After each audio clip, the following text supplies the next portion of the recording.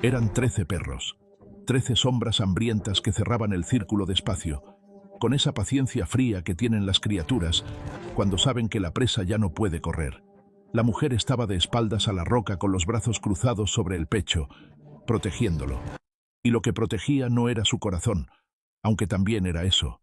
Era una criatura de 4 meses que dormía sin saber nada del mundo que se había organizado alrededor de su madre para devorarlas a las dos. Kano lo vio desde la cresta del cañón y sintió algo que creía haber enterrado junto a Alinta 3 años atrás.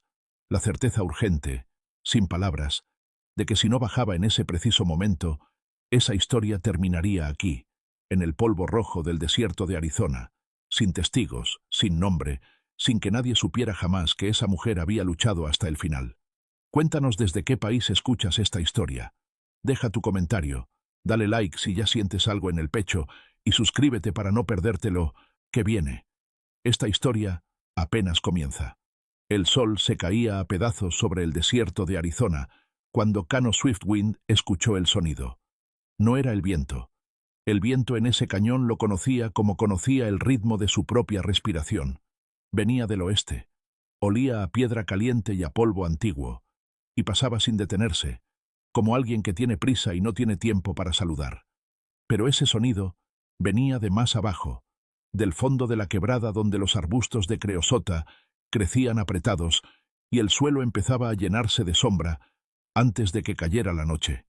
Era un llanto de mujer, corto y contenido, como el de alguien que sabe perfectamente que gritar no sirve de nada pero que no puede evitar que algo escape de vez en cuando, como el vapor de una olla tapada que no puede sellarse del todo. Kano detuvo al caballo. El animal también lo había escuchado. Las orejas tiesas, los hollares abiertos, el cuerpo convertido en estatua como si el desierto le hubiera dado una orden directa. Kano bajó del caballo sin hacer ruido. Así se movía él siempre, sin ruido, sin prisa aparente, aunque por dentro todo estuviera calculado al milímetro, como agua que busca el camino más seguro antes de decidir por dónde correr. Tenía 42 años y llevaba la vida entera escrita en la cara y en el cuerpo. El pelo negro con hilos grises, la piel curtida por décadas de sol y viento y frío de las noches del desierto, las manos grandes y callosas de quien trabaja con ellas desde que tiene uso de razón. Llevaba un rifle viejo colgado a la espalda, de los que ya casi nadie usaba, con madera oscurecida por el tiempo y el calor, y un cuchillo apache en la cadera derecha, el que había heredado de su padre, y que su padre había heredado del suyo. No era un hombre de muchas palabras, porque había aprendido, con el tiempo y con el dolor, que las palabras gastadas no devuelven nada, que el silencio, en cambio, cuando se usa bien, dice exactamente lo que necesita decirse sin desgastar el aire. Se arrastró hasta el borde de la cresta y miró hacia abajo. Los vio de inmediato. 13. Los contó 2 veces para estar seguro. Perros cimarrones, de los que viven en el desierto sin dueño y sin piedad, con las costillas marcadas bajo el pelo sucio y los ojos que brillan de una manera específica cuando tienen hambre de verdad. No el hambre del que no comió ayer, sino el hambre del que lleva días esperando algo que merezca la pena. Habían formado un semicírculo apretado alrededor de una figura que apenas se sostenía en pie, con la espalda pegada a una roca grande, que era lo único que le protegía la retaguardia. Era una mujer joven, 25, 26 años, calculó Kano. Tenía el vestido color tierra desgarrado en el hombro derecho, el cabello oscuro pegado a la frente por el sudor, un corte en la mejilla izquierda que ya había oscurecido. Estaba de pie, pero el tipo de pie que no dura, las rodillas apenas firmes, los pies separados para mantener el equilibrio, como alguien que lleva demasiado tiempo de pie y ya no recuerda cómo no estarlo. Los brazos los tenía cruzados sobre el pecho, apretados, los codos hacia adentro, los puños cerrados sobre algo. No era algo, era alguien. Entre sus brazos, un bulto pequeño envuelto en una tela desteñida de color ocre. Un bebé. Kano lo supo por la forma en que ella ajustaba los codos, por cómo inclinaba el cuerpo hacia adelante formando con su espalda y sus brazos un escudo natural, por la manera en que sus manos buscaban el peso específico de esa criatura antes que cualquier otra cosa. No pensaba en ella misma. Pensaba en lo que cargaba. Todo su ser estaba organizado alrededor de ese centro. Los perros no atacaban todavía. Eso era lo más revelador. No atacaban. Se movían en círculos lentos y deliberados, turnándose para presionar desde distintos ángulos, probando el miedo, midiendo si ella cedería sola antes de que tuvieran que hacer el esfuerzo de forzar el cierre. Alguno gruñía con la garganta baja, un sonido que no era amenaza sino comunicación, la manera en que le decían a los otros que todavía tenían tiempo. Otro mostraba los dientes sin avanzar, solo mostrándolos. Uno más grande, el que Kano identificó como el que llevaba al grupo, simplemente caminaba en círculo con los ojos fijos en la mujer sin apartar la mirada ni un momento. Eran listos, esos perros del desierto. Habían aprendido que el gasto de energía innecesario era un lujo que no podían permitirse. Esperaban el momento en que la presa se quebrara sola, en que las rodillas cedieran o los brazos se abrieran, o el miedo se volviera tan grande que se convirtiera en un tipo de quietud que ellos ya conocían. Kano calculó la distancia, unos 30 metros desde la cresta hasta el fondo de la quebrada. La pendiente era pronunciada pero había suficientes puntos de apoyo. Calculó el viento. Soplaba de oeste a este, lo que significaba que los perros todavía no lo habían olido. Calculó cuántos podría ahuyentar con el primer disparo. Probablemente 8 o 9, los más nerviosos. ¿Y cuántos se quedarían porque el hambre era más fuerte que el miedo al ruido? 3 o 4. El macho grande, seguro. 2 o 3 más.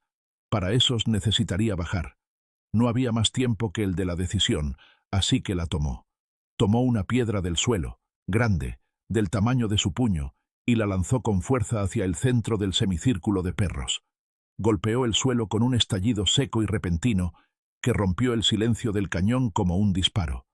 2 perros saltaron hacia atrás de inmediato. Otros 3 giraron en su dirección.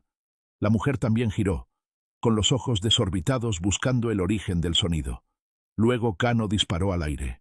Un solo disparo, limpio, sin apuntar a ningún animal. El eco del rifle rebotó en las paredes del cañón de una manera que lo multiplicó, que lo hizo sonar como si vinieran disparos de 3 o 4 lados distintos al mismo tiempo. En el desierto, el eco es un aliado que no cobra nada. La jauría se rompió. No todos huyeron. 4 se quedaron. El macho grande y 3 más, plantados, mirando hacia la cresta con esa mezcla de miedo y terquedad que tienen las criaturas que han apostado demasiado a algo como para retirarse fácilmente. Pero Kano ya estaba bajando por la ladera, rápido y sin tropiezos, eligiendo cada paso con la precisión de alguien que conoce ese terreno mejor que su propio nombre. Había bajado por esa pendiente cientos de veces. La conocía en la oscuridad, con lluvia, con el viento en contra. Cuando llegó al fondo, sacó el cuchillo. Los 4 perros que quedaban lo miraron. Él los miró de vuelta. Hubo un momento que duró más de lo que debería. Uno de esos momentos en que el tiempo se estira porque todos los que participan en él están calculando al mismo tiempo. Kano no avanzó. No hizo gestos bruscos. Solo se quedó allí, quieto, con el cuchillo en la mano y los ojos en el macho grande, y dejó que la calma de su presencia hiciera el trabajo. No había amenaza en sus ojos. No había rabia. Había algo que los animales reconocen de una manera que ningún humano ha logrado explicar del todo. La calma de quien ya tomó una decisión y no necesita confirmarla con palabras ni con gestos. El macho grande fue el primero en apartar los ojos. Luego los 3 restantes, uno a uno, sin correr, se alejaron hacia los arbustos de creosota y desaparecieron en la sombra que ya empezaba a crecer con la caída del sol. Kano se volvió hacia la mujer. Ella lo estaba mirando con los ojos muy abiertos, el pecho agitado, los labios entreabiertos. Los brazos todavía cerrados sobre el bebé con esa fuerza que no cedía, aunque el peligro se hubiera ido, porque ese tipo de fuerza no se desactiva con la lógica. Se desactiva sola cuando el cuerpo decide que ya puede descansar. No dijo nada. Él tampoco. Se quedaron así un momento largo, midiendo, porque así funciona el miedo cuando ha sido extremo. No distingue de inmediato al que salva del que persigue. El corazón necesita tiempo para leer la diferencia. Y Kano lo sabía, así que esperó. Ya se fueron, dijo Kano, en voz baja. Ni suave ni dura, solo presente. La mujer abrió la boca, luego la cerró. Luego sus rodillas cedieron. No fue una caída brusca, sino una rendición gradual. como cuando una pared que ha aguantado demasiado tiempo empieza a ceder no de golpe sino ladrillo a ladrillo, cada uno en su momento, con la dignidad específica de lo que aguantó hasta el límite de lo posible. Kano llegó antes de que tocara el suelo. Sujetó el bulto con un brazo, el bebé, que era lo primero, y a ella con el otro, y la sostuvo mientras el cuerpo terminaba de decidir que ya no tenía que seguir de pie. El bebé no lloró, solo hizo un pequeño sonido interrogativo, como si preguntara qué había pasado y si la respuesta iba a ser satisfactoria. «Tranquila», dijo Kano, aunque sabía que ella ya no escuchaba. Tenía fiebre. Podía sentirla a través de la tela, esa clase de calor que no viene del sol, sino de adentro, de un cuerpo que está peleando contra algo. Había caminado mucho, demasiado, en las horas más duras del día, con una criatura en brazos y sin agua suficiente. Tenía los labios agrietados, la piel alrededor de los ojos, tensa y seca, y tenía algo en la muñeca izquierda que Kano vio cuando sostuvo su brazo para estabilizarla. Una marca roja, un surco en la piel que rodeaba la muñeca completa, la huella específica e inconfundible de una cuerda o de una correa, del tipo de marca que deja algo que ha estado atado con fuerza durante horas o días. Alguien la había tenido sujeta. Kano miró hacia el horizonte norte, en la dirección desde donde ella había venido. El desierto estaba quieto. Nada se movía en la distancia, ninguna nube de polvo, ninguna silueta. Pero ese tipo de quietud no era paz. Era la quietud que, viene antes de que algo llegue.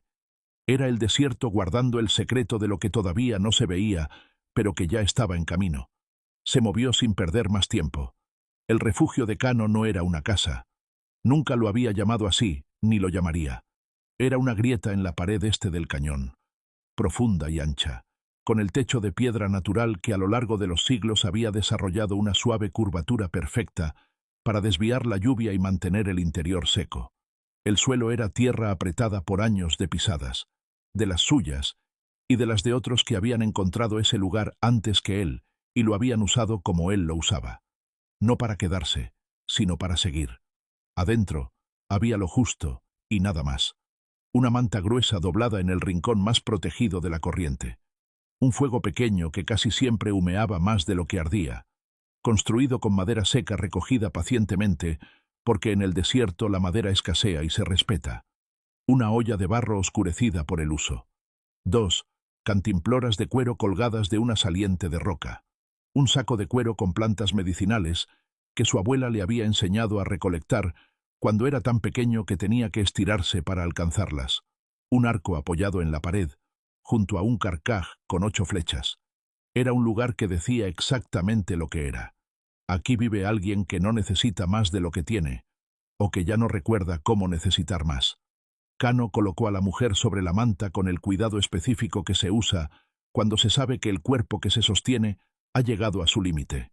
Luego puso al bebé junto a ella, envuelto en la tela desteñida, en el hueco que formaba el brazo de la madre incluso dormida, como si el cuerpo de la mujer tuviera incorporado ese movimiento de protección y lo ejecutara sin necesidad de órdenes conscientes. La criatura dormía.